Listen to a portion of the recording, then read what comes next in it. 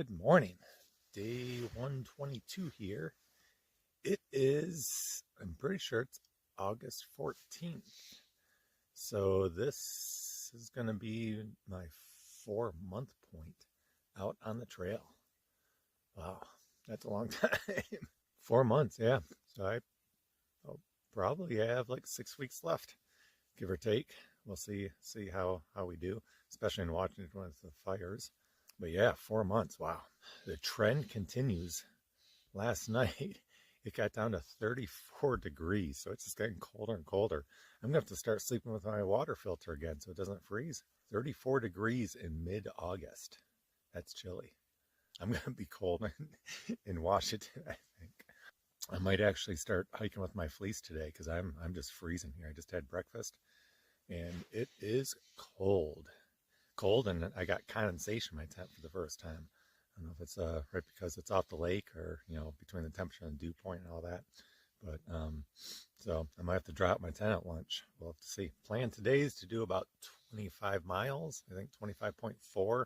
There's a good tent site with water. So I think I'm going to try and do, I did like 28 yesterday. So that was a big day. I'm going to try and do 25, and then that leaves me 12 left. We'll see how that plan goes. We can always change it. All right, we'll see you down the trail. Glimpse of the north side of Panorama Lake. See all the steam coming off the lake because it was so cold last night. Lake's warmer than the air. Beautiful lake. Nice reflection. Nice place to camp. Had it all to myself. Okay, we'll see you down the trail. Three Sisters is just full of streams and ponds, or ponds and lakes all over. Just beautiful. Another pond. Just beautiful reflection in the morning. Look at that. Trees up there, reflection down there. How beautiful is that?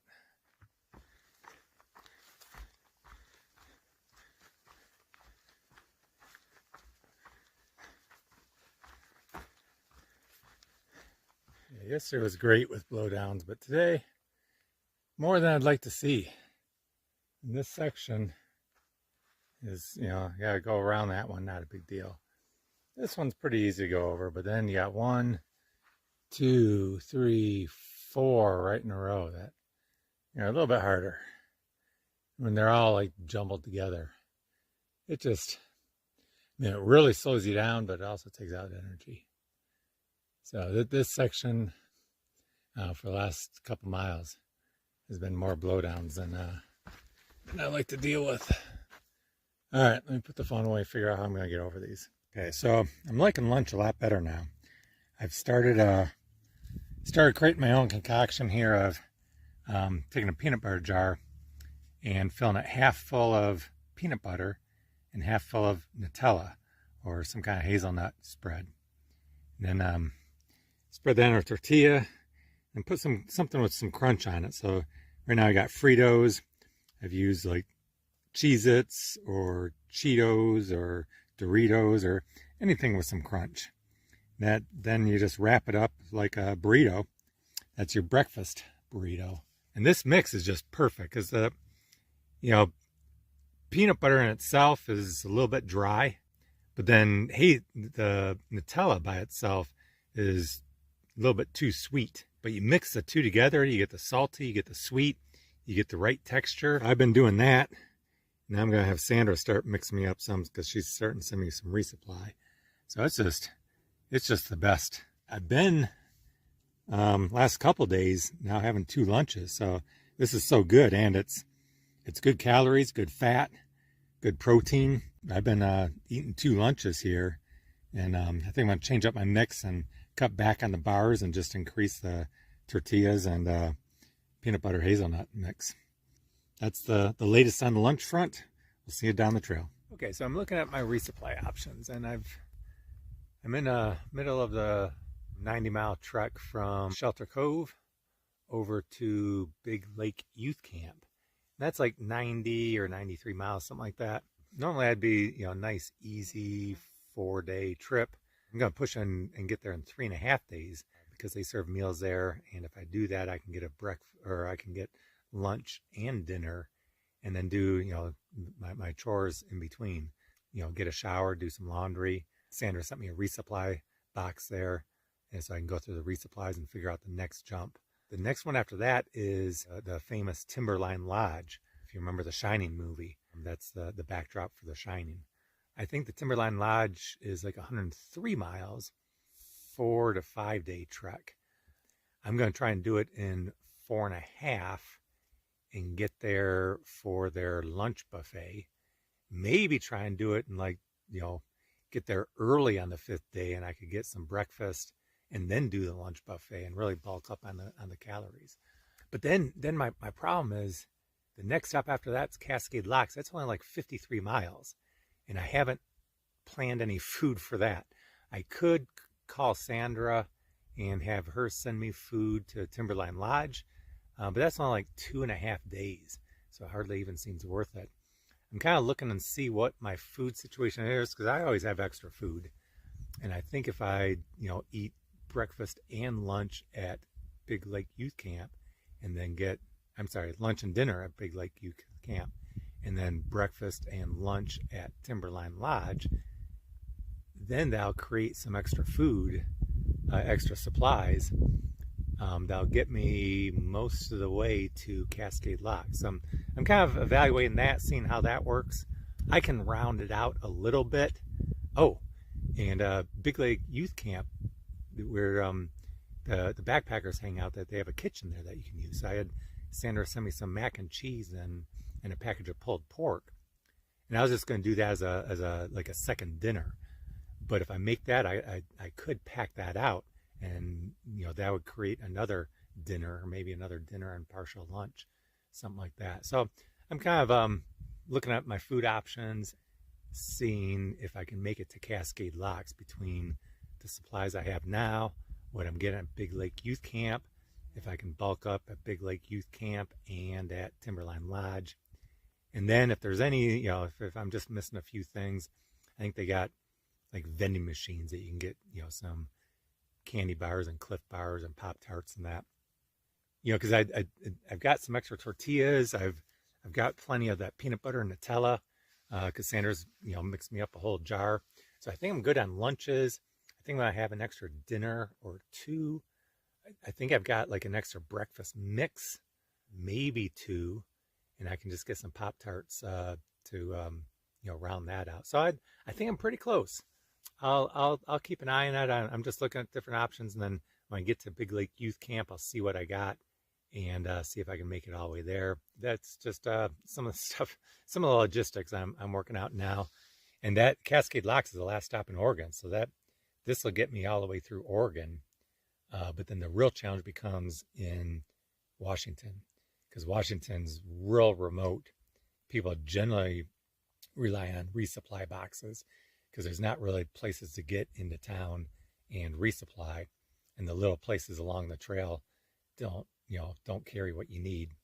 So most people do resupply boxes, but with the fires, some of the places that you normally pick up resupply boxes, you know, are inaccessible, or you're jumping past.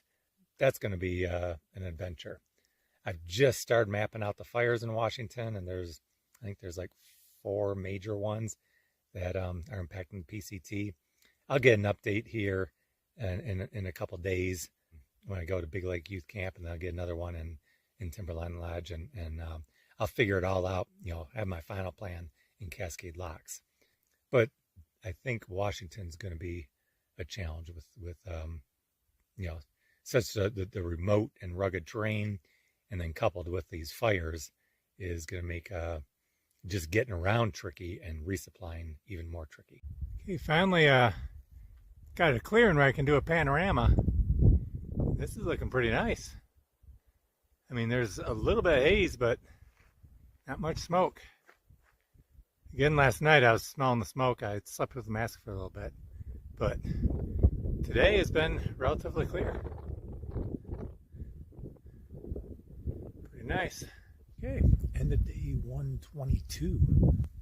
Today was a hard day for me, just mentally. I just was not into hiking, and I still did my miles. I got 25.4, I think. So I got to where I wanted to go, but it was hard. I think part of it was my foot started hurting a lot earlier. It was like around 10 miles. That 0 day helped my knee, so that's good. It looks like it helped my foot for like 1 day, but that's not good. So it'll be interesting to see if my foot gets worse or if I can just walk through it. I walked 15 miles today with the pain. I'll just see how it goes over the next several days. So that's discouraging. The other thing is there was the big climb was right at the end of the day, so I had like a 1,200 foot climb, and I prefer to leave those for the morning, and I can really do the climbs in the morning easier. And at the end of the day, I'm just tired. I'm just not mentally into it, so that I had to really just push myself to get up the hill. And it wasn't the grade wasn't bad. It wasn't a tough climb, but mentally I was just kind of done. That was a challenge. Starting to see a lot of Sobos. So people hiking south from Canada, going southbound, you call them Sobos, and I'm hiking north from Mexico, so I'm a Nobo, northbound. It looks like this area is where we cross paths. I'm seeing all kinds of southbounders, and Nobos are probably, I don't know, 85% maybe of the total hikers hiking the PCT start from Mexico and hike north, and maybe 15% start in Canada and hike south. So there's not that many relatively, but starting to see a lot of them today crossing paths. It's good to see some new faces and just they've got a slightly different perspective because they're earlier in the journey. Starting at Mexico, they issue permits March through May, but going south, I think it's Sobos, they get their permits like June and July, because they have to wait for the snow to melt up in the Cascades. Where if you're going north, you got to make it through the desert section before it gets really hot. Us going north, we tend to finish, September, maybe tickle into October a little bit, where those going south finish later. They finish like November. Oh, I figured out the mileage from the fires, skipping around from Crater Lake to Shelter Cove. I think it was a total of 84.3 miles that I missed net. There are a few more official PCT miles, but then there was some detours that you could take. So net, I missed like 84.3 miles. Back in California, coming out of Etna, the trail was still closed from the Shelley fire, and I missed a net of 10.3 miles there. So I've missed about 95 miles total so far. About 10 in California and 85 in Oregon. And I think, at least right now, I should be able to make it the rest of the way through Oregon. There's only one more fire that's impacted the trail, but there's a detour around it with approximately the same mileage. So I'll be able to take the detour into Cascade Locks. But looking forward to Washington. Washington's a mess. There are like 4 or 5 major fires that they were closing the trail for. They've combined some. Just didn't do a single longer closure. So I think right now, look at about half the state or half the trail across Washington is impacted by fires. So I've still got several weeks, to a month before I get in those areas. So we'll see what happens, but it's not looking good right now. But I'll go and I'll do what I can. Whatever's open, we'll hike that, and if it's closed, then it wasn't meant to be. So we'll keep an eye on it, but it's going to be a challenge up in Washington. Fortunately, the air is improving. The further I go north, and I expect that to continue. So we'll see. I woke up last night and I could really smell it. So I put on my mask about midway through the night. Well, we'll see tonight how it goes. Hopefully the air stays clear. But it's getting better every day. So I think if I can pull off another 25 miles tomorrow, which is tough for me, I like to do like 22, 23. If I can do the 25, then that sets me up well for getting into Big Lake Youth Camp in time for lunch, so I can do a lunch and dinner there. See how that goes, and we'll check you in tomorrow.